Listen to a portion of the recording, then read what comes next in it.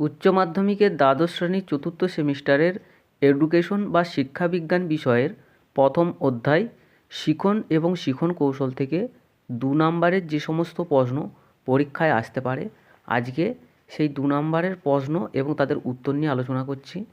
প্রথম যে প্রশ্নটা আছে, প্রচেষ্টা ও ভুলের শিখন কৌশলের প্রবক্তা কে? প্রচেষ্টা ও ভুলের শিখন কৌশলের প্রবক্তা হলেন থর্নডাইক। এই তত্ত্বের মূল কথা কী?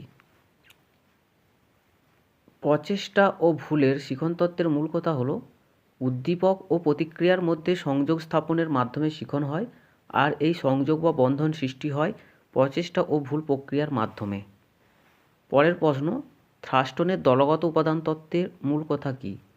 থার্স্টনের তত্ত্ব অনুযায়ী বুদ্ধি একটি, দুটি বা বহু উপাদানের সমন্বয় নয়। এই তত্ত্ব অনুযায়ী বুদ্ধি 7টি উপাদান নিয়ে গঠিত। এই 7টি উপাদান বিভিন্ন কাজের জন্য বিভিন্নভাবে একত্রিত হয় এবং কাজ করে। এগুলি হলো স্মৃতি, সংখ্যা, প্রত্যক্ষণ, যুক্তি, স্থান প্রত্যক্ষণ, ভাষা শব্দ এবং শব্দ স্বাচ্ছন্দ্য। হু এর পুরো কথাটি কী? হু এর পুরো কথাটি হলো ওয়ার্ল্ড হেলথ অর্গানাইজেশন। এর কাজ কী?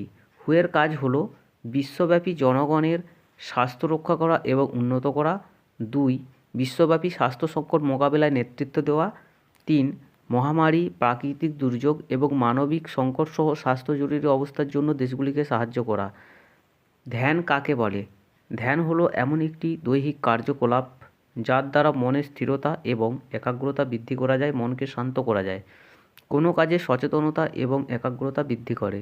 মানসিক চাপ কমাতে এবং সামগ্রিক সুস্থতা বাড়াতে ধ্যান বিশেষভাবে সাহায্য করে। ধ্যানের দুটি ভালো দিক কী কী? ধ্যানের দুটি ভালো দিক কী কী? 1, ধ্যান হৃৎপিণ্ডের চাপ কমাতে সাহায্য করে, ফলে শারীরিক স্বাস্থ্যের উন্নতি হয়। 2, ধ্যান উত্তেজনা কমিয়ে শরীর শিথিল করতে সাহায্য করে।